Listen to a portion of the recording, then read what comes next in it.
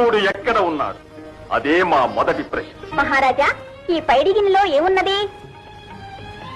బంగారు గిన్నె లోపల పాలు ఉన్నాయి.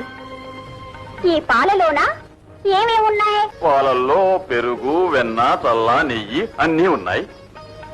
పాలల్లో నెయ్యి, చల్ల, వెన్న, పెరుగు ఎక్కడున్నాయో దేనికి దాన్నే చూపించండి చూద్దాం. అదే అందులోనే అంతర్లీనంగా ఉంటాయి. మరలాగే ఆ దేవుడు అంతటా అన్నిటా అంతర్లీనంగా ఉన్నాడు. దేవుడు ఏ దిక్కుగా చూస్తున్నాడు చెప్పగలిగితే ఇదే నా రెండవ ప్రశ్న. దీపం సెమ్మె. ఈ సెమ్మెలో పెరుగుతూ ఉండేదేమిటి? ఆరని దీపం. ఈ దీపం ఏ దిక్కుగా వెలుగు వెదజల్లుతూ ఉన్నది మీరు చెప్పగలరా మరి? ఎలా చెప్పమంటావు?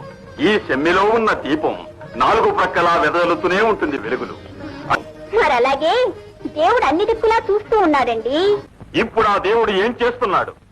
ఈ సందేహమే మా చివరి ప్రశ్న. రాజా, దీనికి నన్ను సరైన సమాధానం చెప్పమని అంటే ఒక్క గడియ నేను మహారాజుగాను, తమరు సాధారణ పౌరునిగాను మారాలి. తమకిష్టమేనా? మహదానందంగా. ఎవరక్కడ? భటులారా, ఈ మహారాజును చెరసాలకు పంపించండి.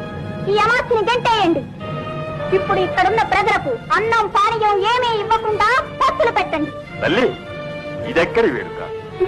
వేడుక కాదు మహారాజా, ఇదే ఇప్పుడు ఆ దేవుడు ఏం చేస్తున్నాడన్న దానికి అర్థం.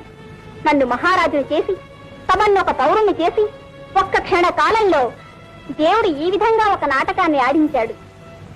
ఇప్పుడు అర్థమైందా దేవుడు ఏం చేస్తున్నాడు అన్నది? తల్లి